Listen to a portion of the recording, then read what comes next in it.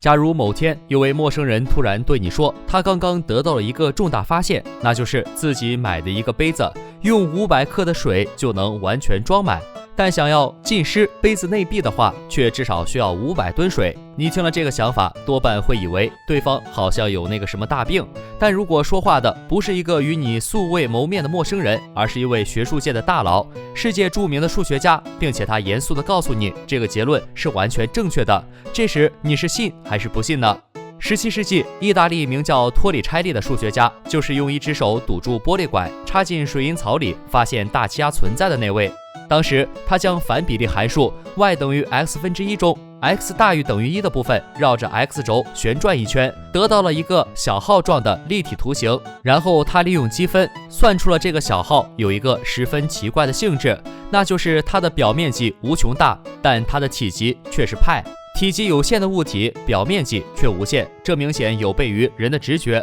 换句话说，填满托里拆利小号内部只需要有限的油漆，但要想把托里拆利小号的表面刷一遍，却需要无限多的油漆。这个问题到底出现在了哪里呢？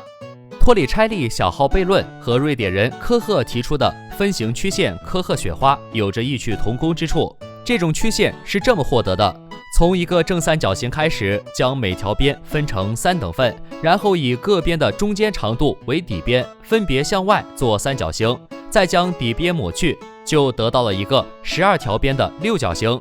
之后反复进行这个过程，就能得到一个雪花样子的曲线。科赫曲线有着极不寻常的特性，不但它的周长无限大，而且曲线上任意2点之间的距离也无限大，但却包裹着有限的面积。也就是说，无限长度包围着有限面积，以它为底，固定高做一个立方体，也会得到类似于托里拆利小号的悖论。这两者的问题都在于大家对无穷概念的认知上。早在2000多年前，古希腊的学者亚里士多德就已经认识到，在数学中只能接受前无穷，不能接受实无穷，否则就会得到荒谬的结果。所谓实无穷，就是对一个已经成型的、具有一定尺寸、形状、实实在在的静态物体进行无限分割，并且总是分割不尽。比如切蛋糕，虽然体积没变，但是它的表面积却增加了。如果这个蛋糕可以切成无限薄的话，那这个表面积就可以无限大。